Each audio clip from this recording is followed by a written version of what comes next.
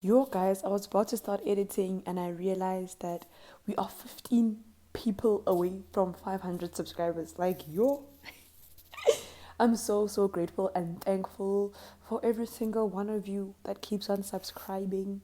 I'm just happy. I'm a, I'm a happy hun, like they say. I'm a happy hun. Without.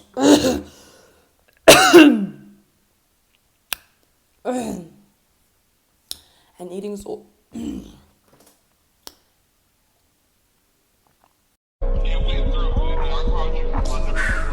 Hold on. I can hear you.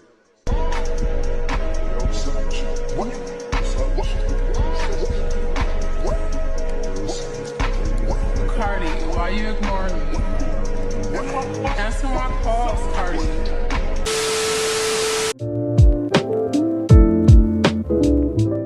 Hi guys, welcome back. Welcome to K.com. I am Mikayama Jake and this is my YouTube channel.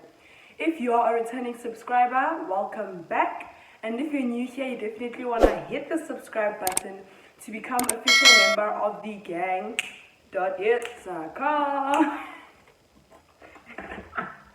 Of the gang.com. So yeah guys, as you guys know, I have new glasses and I might decide to take them off so that you guys can see me properly because this green reflection is also getting to me.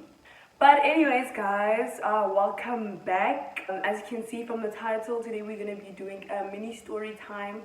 I'm doing something different, something I haven't done before. You guys should get to know a different side of my life. You know what I'm saying? You know the vibe.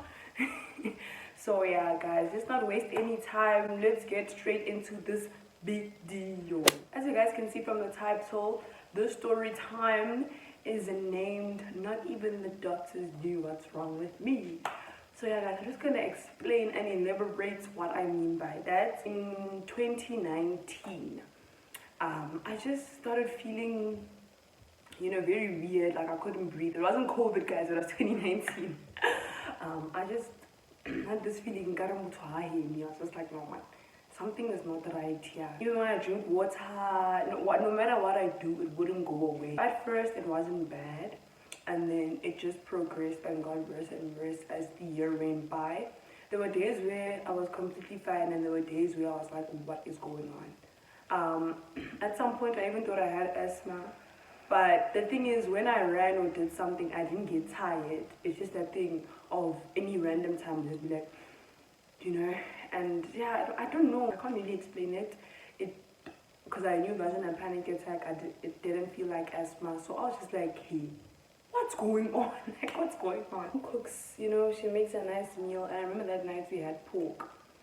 So now we're eating, guys. And this is so ironic.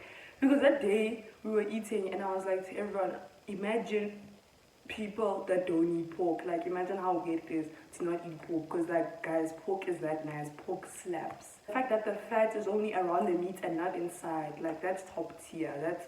So anyways, obviously we eat it. And then the next day, it's midterm break, right? Both me and my sister didn't go to school. So we're watching this show together and then we're like, nah, let's make food, we're hungry. Keep in mind that my parents aren't there because it's midterm break, right? I don't remember exactly what was there, but it was like a breakfast type of meal. So we had eggs. But I remember there was bacon and we also made like a iced coffee type of vibe. Cool. So now I'm sitting, we eating. Then when I woke up that morning, I felt, that you guys know what I mean, that thing that I explained earlier. So now I'm like, yeah, we're starting to eat, it's coming back. I'm like, nah, this is not normal. I keep eating, and after I eat, it's getting worse. Like, as time goes by, it's getting worse. So obviously my sister's like still quite young, not too young, but as the older sister, you have this instinct of protecting your younger sister. Like, you don't want her to stress over you. So I just go outside and I'm like, I'm trying to breathe, I'm trying to breathe and I'm like, what's going on? And I know, like, this is not normal because I'm perfectly fine, I'm not panicking. So I'm like, obviously now I'm panicking because I can't breathe, but before that I wasn't panicking. I'm just like, nah, this is not normal. So I go like downstairs to the bathroom and stuff and I just like pour water on myself and I'm drinking water, right? I'm like, this is getting tense. And I still haven't told my sister. So I call my mom And I'm like, hey, mama, now I can't breathe. Obviously, like, I'm panicking. Oh my God, breathe. And I was like panicking, and everything was like, oh, you know, so scary. Sorry, guys, I can't take myself serious. So then, like, my mom's like, okay, it's fine. We're gonna book an appointment. We're gonna go today to the doctor because it's basically an emergency. So my mom booked an appointment to the GP. So my mom comes. I get in the car. We go to the GP. I explain to her what's going on, how I've been feeling, you know, like it's weird, you know, I don't really know what it is, and it's just scary, it's scary. I'm explaining to her, I'm scared because I don't know what this thing is. So then, now she's like, okay, let's check what's going on. She checks my heartbeat, she checks my, you know, she does these things, she checks what's going on and all that. I can't really remember what she said, but I remember for sure that she said, she doesn't know what's wrong with me. She's like, according to me, everything is fine. You're operating well, you know. So what she did is sent me to get a blood test to check my thyroid, my diabetes. So then, yeah, obviously, midterm ends. I go back to school. There are days where I'm feeling this, and I'm just like, you know, like, we gotta keep going. And obviously, guys, not even as a child, but as a person in jail, when a doctor tells you they don't know what's wrong with you, you're gonna panic. You're gonna be like, surely something is very wrong with me. Surely, you know, you're gonna be like, no ways. So obviously there are times where I'm just sitting and I'm like, what is actually going on? What is actually going on with my body? Like, does my body not want to see me prosper? Okay, cool, babes. So the day comes, we have to do my blood test. And I remember this day, it was like a Thursday or something the next week. So we go in the morning. Obviously, I skipped the morning of school that day, so I'll get to school late. But anyways, we get to the place, we draw my blood for the blood test. And I'm panicking, and I'm like, because I've never drawn blood before, guys. And one thing about me and needles, we aren't friends. From a young age, guys, when I needed to get injections, it was me holding my mom's hand. It was me, like, they had to, like, I was those type of babies, you know. So now obviously I'm not that young where I'm like, oh my gosh, but like I'm still panicking and I'm like, yo. And then this lady just takes something out where they have to like, because I don't know, guys, how this blood testing works. I just see this lady take out this thing where they put on your hands, but it's like for pressure so that one of your veins can pop out. And I'm like, whoa.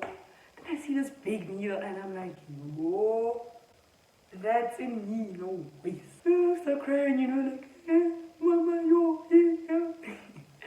But anyways, so get the blood test done. Eventually, I go back to school. And people are like, why are you late? What's going on? So I just come halfway of the day, and I think I had like some patch here, like a patchment. Like they put a. You guys know what I mean? After the injection, they put that thing there. Yeah, so people are wondering what's going on. And obviously now we're waiting for the test. Hey, now I'm getting nervous. I'm like, yo guys, what's going on? I'm searching on the internet why this and this could be happening. And you know how the internet is. Yo guys, do not, if anything is wrong with you, do not search on Google. Google will make you think you're dying tomorrow. Google will make you think you have cancer. Yo guys, Google is dangerous. Don't go there. So now I'm searching, it's giving me these thyroid, what cancer? What? Oh, guys, I was just like, no, this can't be me. I'm young. I'm young. So, yeah, the day comes when my blood test comes out. They're like, there's nothing wrong with you. We tell them, the doctor that referred us to the blood test place, we tell her that they said everything was fine with me. Now she's also here like, hey, we don't know what's going on. So then, she transfers me to this other doctor that actually works in an actual hospital. She books my appointment for a day. So we wait for a couple of days, 3-4 days, and then I go to that doctor. Obviously now he works in a hospital, so he's more advanced, you know, the vibes. So he's checking me, all these things. I don't know what's going on. Yeah, I'm just sitting there, sit back and relax, and allow the doctor to do his job. I'm just sitting there, and then he's like, nah, my prof, I don't know. But then he tells me that sometimes in kids there's this thing in your thyroid, I don't know what it's called, I forgot. And the only way to take it out is through surgery. It can have that effect on you where sometimes you feel like you can't breathe. Because also him is surprised that like, why are all my blood tests fine? Surely there's something inside that we can't see. So he transfers me, luckily the place is a hospital. So he transfers me, he calls the receptionist, he's like, can you please booking me for an ultrasound so that they can check, what's going on inside. What? So yeah, they booked me for this ultrasound, and I read that ultrasound was that same day. So now we go, and we're just sitting there, we're waiting for them to check my, what's going on. We're waiting for them to check. So while I'm sitting there, guys, the hospital is so traumatic. Some guy, I don't know what happened, if they fainted or if they had a heart attack or what, but they're rushing. You know when they're running with someone on those rolly beds, they're giving him an oxygen mask. That was a traumatizing experience, honestly. But anyways, so then now I'm just sitting and I'm waiting.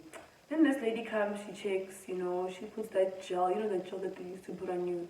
Yeah, they put that gel, they do the ultrasound, they're just like, okay. Obviously they can't say anything because I don't know why, how nurses they can't. And then after she checks, we wait like 15, 20 minutes, we get our results, there's nothing wrong, you don't have to get a surgery, So obviously now I'm happy, I'm like, no surgery, everything is fine. Until I figure out that no, everything is not fine because I still have this thing. What is this thing? What is this thing? This feeling? So I'm like, okay, we go home now. And now obviously there is nothing more we can do. There is nothing more we can do. We have tried everything. We went to GP, we went to ultrasound, we went to doctor in the hospital, we went to we've tried everything. So now obviously I'm trying to think what could possibly be the problem. And then I search and stuff like that. Then I'm like, no man. This thing here pork, because now I haven't had pork in like a few days. I also told the doctor, and I told him that I haven't had pork in 5 days, and I haven't been having this feeling because at that time, guys, I used to love bacon. I used to love bacon and pork. And remember I had pork that other day, that day, yeah, you guys know. So I tell the guy that no, I didn't have pork and stuff. And also now I'm doing my research about how pork and bacon can make you feel. So when I do my research, it says something about I can't remember, guys, some throat thing. So in the house we come to the conclusion that I'm allergic to pork. Because what can we do? So we've been meaning to get like a pork allergy test, and even to this day I can tell you that we haven't gotten it. I just try my best to stay away from pork. I still eat bacon, but not as much. So yeah, guys, that's that. Like, the doctor didn't know. Nobody knew what's going on. Even to this day, I didn't know what was going on at that time. Yo, guys, I checked my footage and I just realized that I completely forgot that my selfie microphone doesn't work properly. But it's fine, I made a plan. I just took my earphones and I'm gonna use the sound here. Hopefully you guys can hear me now, cause But yeah, I don't know exactly what has happened, but I have managed to manage it and I haven't felt like that in a long way. So I've decided to reduce my intake of pork and bacon and stuff because I've realized that when I have it a lot, it causes that thing to happen. Guys, even though the doctor didn't know what's wrong with me, I made a plan. One thing about me, I made a plan. I figured it out myself and I'm very, very, very glad that I could. And I'm still alive and fine, so which means it's working for us. So you guys have reached the end of this video. Thank you so much for watching. Thank you guys so much for watching. Don't forget to share this video with your friends. And remember, to see a change, be the change. Bye!